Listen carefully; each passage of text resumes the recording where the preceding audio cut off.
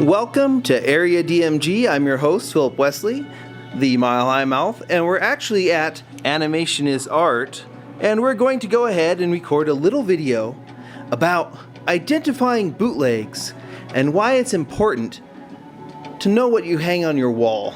Now, let's get into a couple things. Here at Animation is Art, we sell all sorts of merchandise. We have figurines and plush toys and books and t-shirts, soundtracks, etc. We also have a lot of artwork on our walls. Like, for example, we have a lot of, there's prints, there's sericels, there's production sketch replicas, which are licensed, and we have all sorts of neat stuff up here. We carry a lot of art, and because of that, we know a lot about art.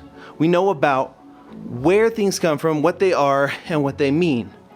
We sell lithographs, we also sell sericels, and we even have production cells and canvas items as well. And we make sure that the stuff that we sell is legitimate. Everything right down to cloth wall scrolls and such. What we sell is legit. But let's get back into what we sell and why you should care. Well, let's start first off with well, I've got a little pile of things over here. We actually have a couple examples of the types of items that we sell and ways to identify stuff.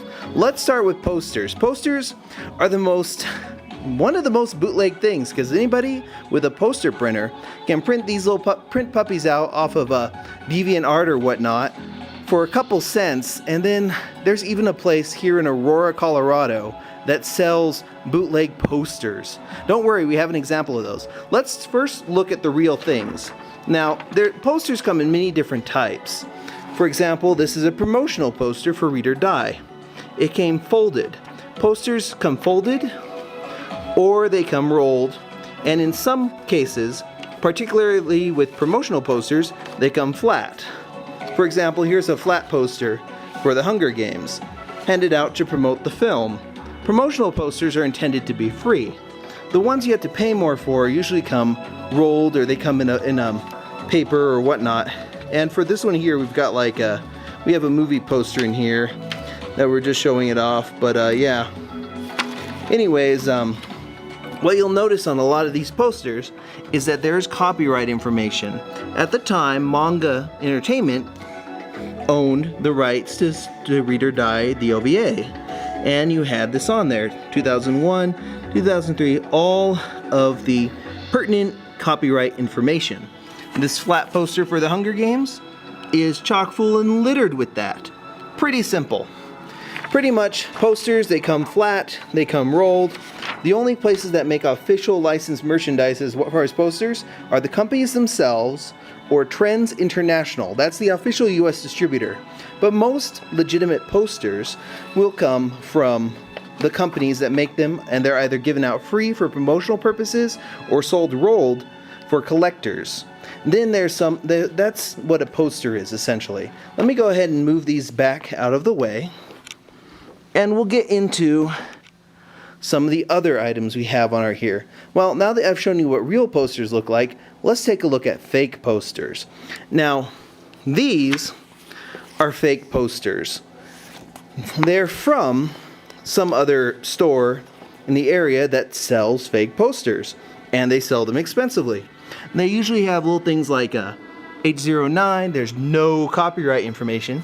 Both of these series should have copyright information for Gynex, but they don't. They're also printed on this is the type of glossy paper you can buy at Office Depot. You can buy sheets of this from places like Specialty Store Services or Uline. And with a proper printer, you can print them out yourself. You know what? These are not worth more than 50 cents in processing materials. You've got the ink and all that, and not even that's on model or correct. Many of these things sometimes have people's DeviantArt on them, which, no, unless you get permission to post something or to print something out from DeviantArt, you can't resell it. Because one, not your property. Two, you can't resell prints from DeviantArt without the express permission of the person selling it, or without the, and that has to be written. And most of the time, why would you? There's a lot of good license posters that come from places like Trends International, or from even foreign companies put these out themselves. They just come rolled and they're a little bit more expensive. But this stuff here isn't even worth 50 cents. Anywho, let's get down to what's actually worth quite a bit. Let's talk a little bit about wall scrolls. Now, wall scrolls are either made by the companies, like for example, this one's from ADV. This is an older wall scroll from ADV. But most wall scrolls in the United States come from a company called Great Eastern. Now, Great Eastern, that's their logo. All your pertinent copyright information is on there, and the company that owns the rights to whatever the property is here. In this case, it's Soul Eater. This is a Soul Eater one. The up tag right here will look like this. Up in the left-hand corner, you have the GE number, which is for this one is GE5328. Let's see if we can't just fix that up a little bit. Try and get that so you can see it a little bit better. And then of course it also lists the size. This one's 31 by 43, and then all the pertinent information and copyright information, and a working UPC symbol. If I scan that UPC symbol with something like red laser or any little scan things for your phone, it'll ring up that product. A lot of bootlegs, they don't have that. They don't say Great Eastern, and they don't have GE followed by several little numbers, or they don't say Trends International, or they're missing a lot of copyright information. And most of them, if you sit there and scan the UPC symbol, they all come out the same, because it's a generic UPC symbol meant only for their particular it's for their particular inventory. It doesn't mean anything in the US because it's not registered in the US. A lot of wall scrolls that are bootlegs are made out of bad material. I don't have any copies of bootleg wall scrolls here, but once you identify the real thing, it's easier to identify a fake. So, for example, a lot of bootleg wall scrolls are printed on thin material. In other words, these are printed on stuff that you could actually wash. You could take it apart and wash it if you needed to. I wouldn't recommend that unless something happens to it, but you could get it surface washed and it'd be fine. With many of those, they'll bleed out. It's bad. Oh, let's also talk another thing about wall scrolls. A common misconception, you see this at a lot of stuff, at a lot of conventions, you'll see people being like, well, such and such wall scroll is retired, or oh, it's a larger wall scroll, so it should be more expensive. Let me break that illusion for you. All these wall scrolls cost the same in wholesale to get in. The price, they should all fall under the same price. And if you're paying more than, I don't know, $24.99 for a wall scroll, if you're paying more than that, because like I can understand if people want to make their profit margins higher, but if you're paying more for that than for a wall scroll, you're being ripped off, and you need to know it. Anywho, let's put these back inside with our wall scrolls, which actually, despite size differences or series being popular, all of our wall scrolls are the same price, as they should be. Now let's get into something more expensive. We're going to talk, well, I mentioned sericels and production cells. A sericel is something made specifically in a limited number for people who are collectors. Now let's talk a little bit about glicees. Glicees are usually printed on either heavy paper or so. Let's look at a couple glicees we have here. These have not been framed yet. This is a corruptible state glice for Snow White. It's Disney official merchandise, and it's printed on hard paper. It's pretty cool. It's actually a parody of the thing that you'll find over at the Haunted Mansion. But you see this right here? This is your certificate of authenticity for this puppy. Here is its serial number at the bottom, and here's its edition number. It's part of the Disney Underground, produced by Acme Archives, and all the information is on it.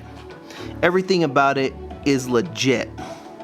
Also, that's a good thing because glicees, Let's talk a little bit about what is a Zeekly by itself. Outside of its package right here, this thing here is worth about $125. I know, right? But it's printed on high quality paper and stuff, and it's made, it's numbered, they're expensive. When we pop this puppy into a good frame, we're gonna be using museum glass, if we can get that in, and a good sturdy frame. And what you'll have there is something that's easily worth about $200 to $300, which consequently is probably what we'll sell it at. Because honestly, these things are expensive for a reason. Now let's go into lithographs. Lithographs are not numbered for the most part. Many of them are exclusives for the release of something. These are Lilo and Stitch ones. They come in a nice little container, and they generally contain like maybe 1 to 4 different little lithograph items, and they're really nice. The production values for these are really nice. We don't sell the lithographs by themselves. In fact, I should be handling these with gloves, but I'm not touching any of the actual lithographs. And this right here, when we frame these, we handle them like that. But this and these right here have a plastic over them, so they're okay. Anywho, this is a lithograph. Each of these lithographs is in there. Lithographs by themselves range in price just normally. You're looking at something that's about this right here. If I were to get it from the Disney store outside of a promotion or from a collector, this right here, its street value is anywhere from, depending on the condition of the outside or depending on the condition of the items inside, anywhere from $9 to like $9.99 to $20 for some of the more expensive ones, and some of the rarer ones. Many of them actually have stuff built into it. We sell them framed, and the frames themselves actually take up a good amount of the price as well. So we treat them with the respect, and we put them out there. We care for them. They are legitimate, and they are a little pricey, but they're worth it. They don't go down in value. That's one thing. Fine art, or Disney art or so, doesn't go down in value. Comic books can go down in value with time, because they're books, they yellow with age, etc., etc. But a properly framed piece of artwork maintains its same value. It doesn't really go down in value. Now let's go back to this one we have here. This is a limited edition Zeekly. Like I mentioned before, lithographs, we mentioned posters, and Zeeklies. Zeeklies, like I said, for the most part, are numbered too. This one is number 6 out of 125 pieces. Only 125 of these were made and commissioned, and that's why the certificate of authenticity has a signature on it. This one is 1 out of 20 pieces. Sorry, yeah, actually, its production thing is 17 out. Yeah, it's actually kind of a. Well, let's take a look right here. Here's our serial numbers. This one actually has an embossed seal. These are intended for the movie. They are expensive, but they are good. This one is produced by the studio. All of the pertinent information is down at the bottom, and these were produced to promote the film. And one thing I really like about I love about the certificate of authenticity on this is if you look very carefully at the certificate of authenticity, it's actually a faded picture of what's actually on the Zeekly. These are made on heavier paper than normal stock paper, and like for example, if I were to take real close up at that, you'll notice that it's textured. These are created with permission. Some of the ones we have are signed, and many of the ones we have, all of the ones we have actually have their certificates of authenticity. We pay we pay attention to all these details because we want to get you the finest product. We want to make sure that you have good product, good wall scrolls, good artwork, good lithographs and Zeeklies and sericels, production cells, all that stuff. Even some posters we will carry, but they'll be rolled, and most of the time it's from like Trends International or so, and those are worth money. We don't carry garbage. We don't carry garbage. We carry actual art, and we make sure to make completely sure that what we offer to you is not only the finest in product, but legitimate. Now, going through these, I hope that now you've seen a little bit of about what we're talking about, why it's important, but I guess I really haven't mentioned why it's important to put legitimate stuff on your walls. Well, let's see. There's the thing right now, there's nothing wrong with like cheap posters and things like that someone printed out if you're getting them for free. Or if you're getting them for like $1. I mean, that's that. I mean, that's anything over 50 cents on those things, you're being ripped off. And we don't rip off our customers. We respect our customers. Don't go to a place that sells you fake wall scrolls or posters or whatnot, because you will be ripped off. And it's more or less just a matter of respect. So much effort went into making the products that we enjoy, the t-shirts, the things like that, the soundtracks, all the items that we enjoy as fans of animation. And when people sell bootleg products or bootleg figurines or whatnot, there's even bootleg plush toys out there. It's kind of crazy.